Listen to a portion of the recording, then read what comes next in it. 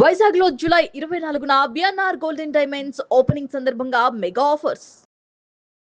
భారతదేశంలోనే గర్వించదగ్గ గాయనిగా పేరొందినటువంటి ఎస్ జానకి కొద్దిసేపటి కిందట మృతి చెందారు. ఆమె కార్డియాక్ అరెస్ట్తో 88 సంవత్సరాల వయసులో ఉన్న ఎస్ జానకి మైసూరులో ఆమె హాస్పిటల్లో చికిత్స పొందుతూ చనిపోయినటువంటి పరిస్థితి. అంటే ఒక్కసారిగా ఆరోగ్యంగా ఉన్నటువంటి జానకి కార్డియాక్ అరెస్ట్ రావడంతో వెంటనే హాస్పిటల్కు అక్కడ ఉన్నటువంటి బంధువులు కుటుంబ సభ్యులు తీసుకువెళ్ళడం జరిగింది. అప్పటికే మృతి చెందినట్లుగా వైద్యులు నిర్ధారించారు.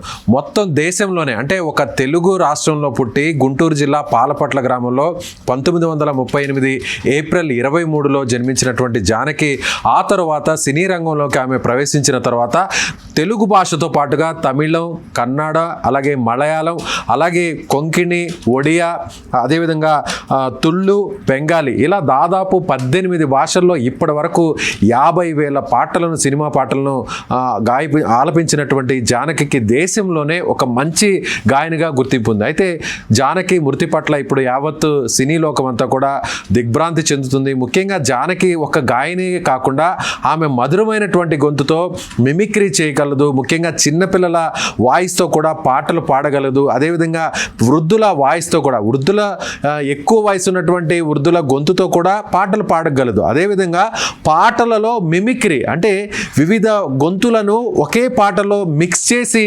పాడేటువంటి టాలెంట్ కలిగినటువంటి గాయనిగా జానకి పేరుంది. గాన కోకిలగా ముఖ్యంగా జానకి ఒక్క తెలుగు భాషలోనే కాకుండా దక్షిణ భారతదేశంలో ఉన్నటువంటి అన్ని భాషల్లో కూడా ఆమె వేల పాటలను ఆలపించారు. ముఖ్యంగా అనేక మంది సంగీత దర్శకులతో కలిసి పనిచేశారు.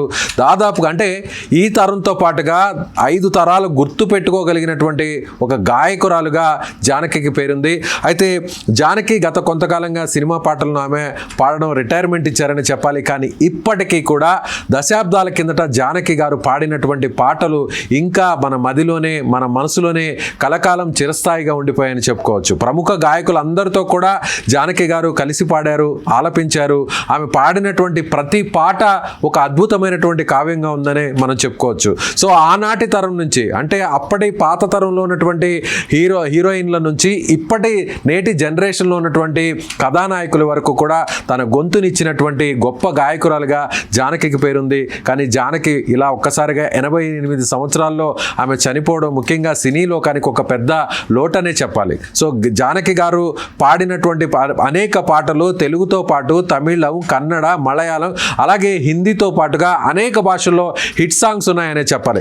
అనేక మంది గాయకులు సినిమా రంగంలో ఇప్పుడు ఈ జనరేషన్లో వస్తున్నప్పటికీ కూడా ఇలా దశాబ్దాల పాటు దాదాపుగా ఒక 4 నుంచి 5 దశాబ్దాల పాటు ఆమె తన గాత్రాన్ని సినీ లోకానికి అందించడం, వేల సంఖ్యలో ఆ పాటలను కూడా అందించి అవి కూడా ఒక అద్భుతంగా చిరస్థాయిగా నిలిచిపోయేటువంటి పాటలను పాడడం అనేది నిజంగా ఒక గొప్ప వరమనే చెప్పాలి.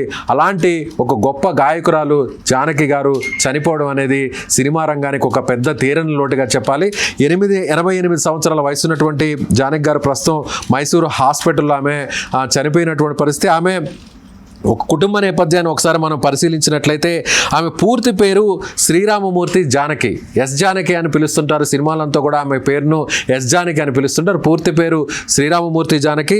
ఈమె ఏప్రిల్ 23, 1938లో గుంటూరు జిల్లా పాలపట్ల గ్రామంలో ఆమె జన్మించారు. ఆ తర్వాత ఆమె సినీ ప్రయాణాన్ని స్టార్ట్ చేసిన తర్వాత అంచెలంచెలుగా చెన్నైలో స్థిరపడ్డారు. ఆ తర్వాత అక్కడి నుంచి దేశవ్యాప్తంగా ఉన్నటువంటి అన్ని భాషల్లో కూడా జానకి గారు తన గాత్రాన్ని వినిపించారు. అదేవిధంగా తండ్రి పేరు శ్రీరామమూర్తి గారు. ఈమెకు ఒక కుమారుడు కూడా ఉన్నారు, మురళీకృష్ణ. ఆయన కూడా చనిపోవడం జరిగింది.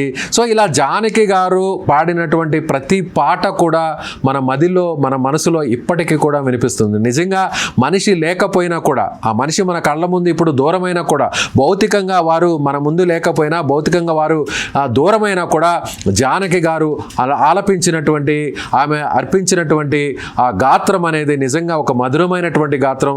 వేల మంది గాయకులు ఉన్నారు, వేల మంది గాయకులు వేల పాటల్ని ఆలపించినప్పటికీ వేల పాటల్ని పాడినప్పటికీ జానకి గారు ఇచ్చినటువంటి ప్రతి పాట కూడా ఇప్పటికీ కూడా అందరి మదిలో నిలిచిపోతుంది. ఎందుకంటే చిన్న పిల్లల వాయిస్ అంటే 7 సంవత్సరాలు 6 సంవత్సరాల వయసు ఉన్నటువంటి ఆ పిల్లల గొంతును వినిపించగలరు. అదేవిధంగా ఒక యువతి ఏ విధంగా అద్భుతమైనటువంటి మధుర గాత్రాన్ని ఇస్తుందో అలాంటి గాత్రాన్ని కూడా జానకి గారు ఇవ్వగలరు.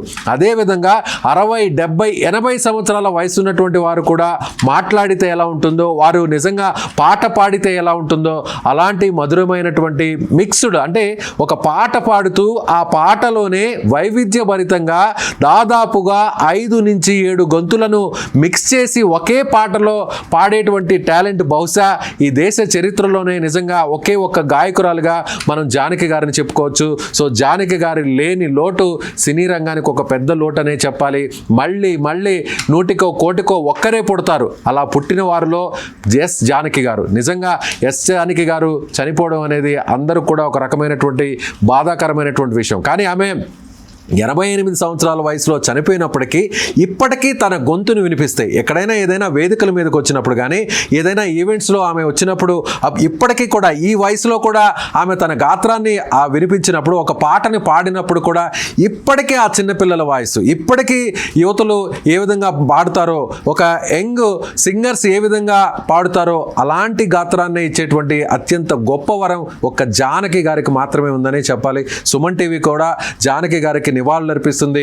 ఆమె భౌతికాయానికి ఇప్పటికే సినీ ప్రముఖులందరూ కూడా మైసూరుకి చేరుకున్నారు. కొంతమంది అక్కడ స్థానికంగా ఉన్నటువంటి ఎవరైతే కన్నడ రాష్ట్రానికి సంబంధించినటువంటి సినీ ప్రముఖులు కూడా మైసూరుకు చేరుకుని ఆమెకు నివాళులు అర్పిస్తున్నారు. సో నిజంగా మరొక్కసారి 100కో 1,00,00,000 తరానికి కాదు 5 తరాలకు 6 తరాలకు కలిపినా కూడా ఇలాంటి గాయకులు మళ్ళీ పుట్టరు. నిజంగా జానకి గారి మరణం ఒక తీరని లోటు. జానకి గారి మృతి నిజంగా సినీ లోకానికి ఒక పెద్ద లోటుగానే చెప్పాలి. సుమన్ టీవీ మరొక్కసారి ఎస్ జానకి గారికి నివాళులు అర్పిస్తుంది. సుమన్ టీవీలో మీ పర్సనల్ అండ్ బిజినెస్ ప్రమోషన్స్ కోసం కింది నెంబర్కి కాంటాక్ట్ చేయండి.